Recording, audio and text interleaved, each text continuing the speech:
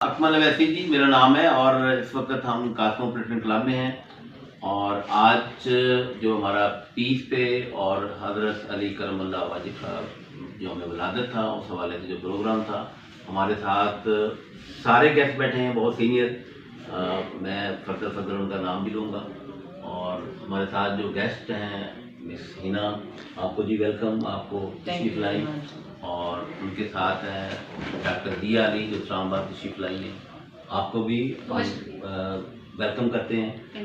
اور سینئر اس وقت ہمارے ساتھ ہیں پروفیسر عالم صاحب ہیں, آپ کو بھی جی خوش آمدید. اور گیلانی صاحب بیٹھے ہیں ہمارے دوست ہیں, اور علی بخاری صاحب بیٹھے ہیں ان کو بھی ویلکم کرتے ہیں. ان کے ساتھ انتظار کھوکر صاحب ایڈوکیٹ ہمارے دوست, عمر ہزار ہیں, ڈاکٹر احسن بخاری ہیں, اور چودھری شاہد صاحب ہیں, کامران صاحب اسپیشل پشاور تشریف لائے.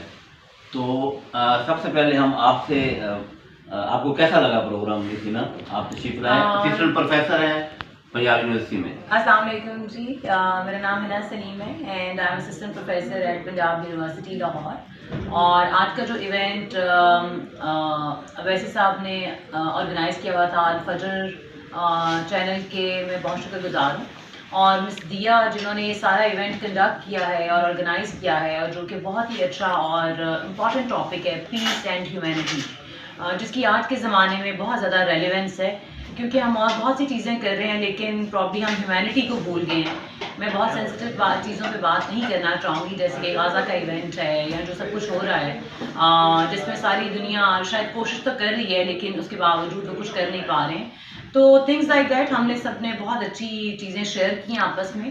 اور میسج اس ساری کہہ لیں محفل کا یا اس گیٹ ٹوگیدر کا یہی تھا کہ دنیا میں امن کا پیغام پہنچایا جائے اور امن کا بول بالا کیا جائے. Thank you very much. جی اب میں آج کی جو روح رواں تھی اس محفل کی, اور بڑا اچھا انہوں نے پروگرام کو آرگنائز کیا اور اسپیشل اسلام آباد تشریف لائی. بہت شکریہ, thank you for having me mister Awais. اور تمام پینل کا بہت شکریہ ادا کروں گی تمام ساتھیوں کا جن کی وجہ سے پروگرام کامیاب ہوا, جن نے اس پروگرام کو رونق بخشی, بالخصوص جو کلب کے پریزیڈنٹ ہیں کہ وہ 2 گھنٹے ہمارے ساتھ بیٹھے رہے, اور باقی تمام سینئرس ممبران بھی, اور سب کا بہت شکریہ. اور اس پروگرام کے ذریعے میں یہی کہنا چاہوں گی کہ زمین جو ہے اس کی بقا اسی میں ہے کہ ہم نیچرل ریسورسز کو سیکیور کریں.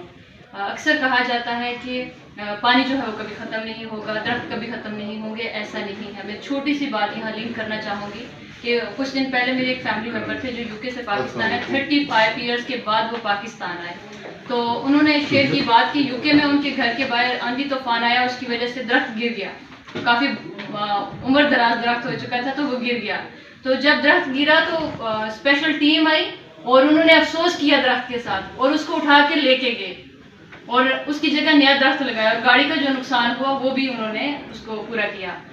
تو ایسے ملک ترقی کرتے ہیں, ایسے قومیں ترقی کرتے ہیں. ہمارے درختوں کا, یا اس وقت ہم لاہور میں موجود ہیں, پروفیسر صاحب سے بات ہو رہی تھی تو میں نے بتا رہی تھی پرسوں مری میں ہماری ورک شاپ تھی, تو اس کے اندر مطلب کہ ہم نے جیکٹ سویٹر ویئر نہیں کیے ہوئے تھے. اس کی ریزن یہ تھی کہ اتنی گرمی تھی, اور لاہور میں آپ دیکھ لیں. تو ہم سب کو مل کے زمین کی حفاظت کرنی ہے. یہی کہنا چاہوں گی کہ let's take care of our plant together. Thank you everyone. بہت شکریہ. بخاری صاحب, آج کا جو ایونٹ ہے حضرت مولا علی کرم اللہ وجہ کے حوالے سے ہوا تھا.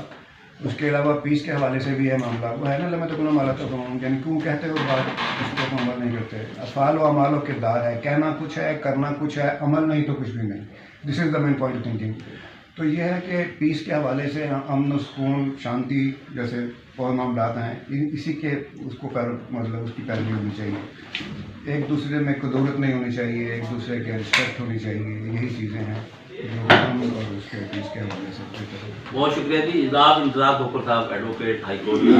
جی بس یہی کہیں گے جی, آج جو ہمارے بھائی اکمل اویسی صاحب نے حضرت علی کرم اللہ وجہ کی ولادت باسعادت کے حوالے سے پروگرام رکھا تھا, انتہائی زبردست تھا. اور اس میں جو اسپیشلی ہماری قوم کی 2 بیٹیوں کی شرکت تھی, اور جس طرح ان کی اسپیچز تھیں, اور اس پہ ہم سب نے میرے خیال میں مسرت فیل کی. تو ہر حوالے سے ایک کامیاب فنکشن تھا.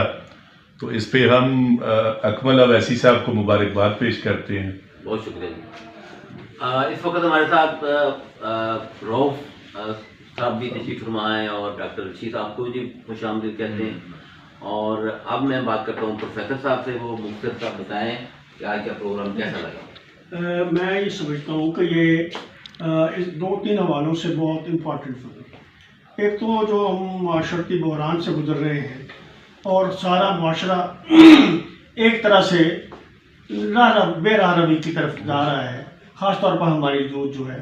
تو اس موضوع کا انتخاب اور اس موضوع کو کی ریلیونسی ایک عظیم شخصیت کے ساتھ پیدا کرنا اور اس کی اہمیت کو اجاگر کرنا، تو یہ اس حوالے سے اس پر پروگرام کی بہت اہمیت تھی. اور مقررین نے اسی بات کو فوکس کیا کہ آج جتنی اس بات کی ضرورت ہے اس سے پہلے شاید کبھی نہیں تھی. تو بہت اچھا اس کا امپریشن رہا اور بہت اچھا کنڈکٹ کیا گیا.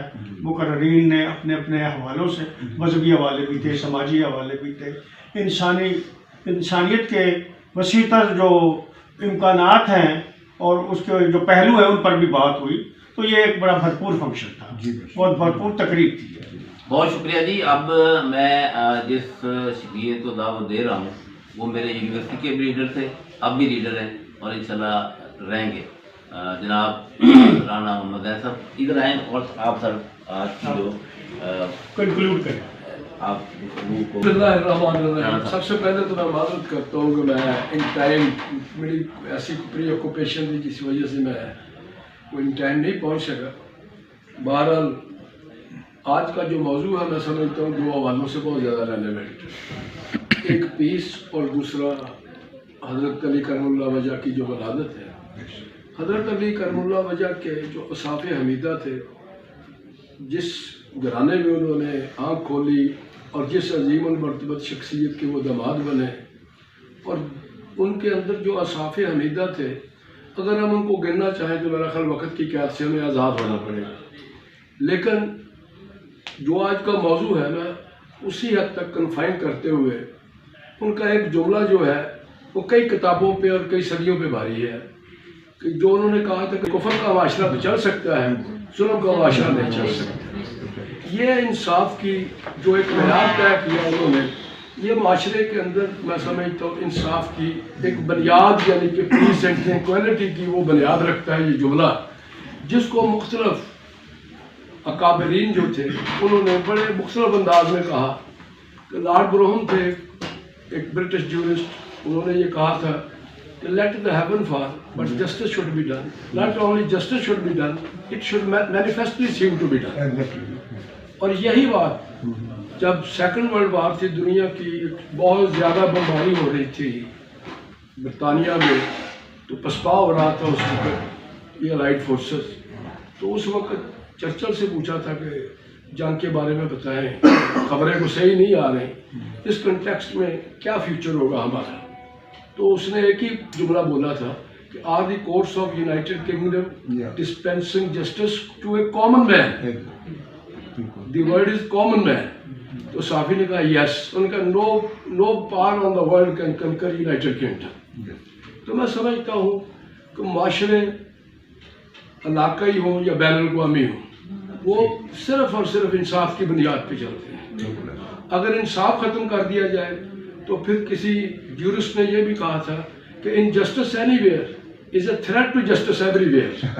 وہ تھریٹ کشمیر میں ہو، قبرص میں ہو، فلسطین میں ہو، وہ پوری دنیا کے لیے تھریٹ بن جاتی ہے. اس لیے آج میں سمجھتا ہوں جس بین الاقوامی ہم آہنگی کی ضرورت ہے، اس میں مقامی ناانصافیوں سے لے کر بین الاقوامی ناانصافیوں کا خاتمہ کرنا بڑا ضروری ہے. اور جس کے لیے سب سے میں سمجھتا ہوں بنیادی بات جو ہے کہ عالم اسلام کے اندر جتنی اس وقت ہمارے حکمران ہیں، وہ اس وقت استعماری طاقتوں کے ہاتھوں میں پپٹ بنے ہوئے. انہیں خود اپنے ملکوں میں اپنی عوام کے بارے میں سوچنا ہوگا. اگر ہم اپنے عوام کے ساتھ، اپنے لوگوں کے ساتھ، اپنی دھرتی کے ساتھ وہ ایک کمٹمنٹ اور اٹیچمنٹ اس طرح کی ثابت کرتے جس طرح باقی یورپ نے ثابت کی ہے، تو شاید مودی کو یہ ضرورت نہ ہوتی کہ کشمیر کے اندر وہ ڈیموگرافک جو پولیٹیکل چینج آئی ہے وہ 35 اور 37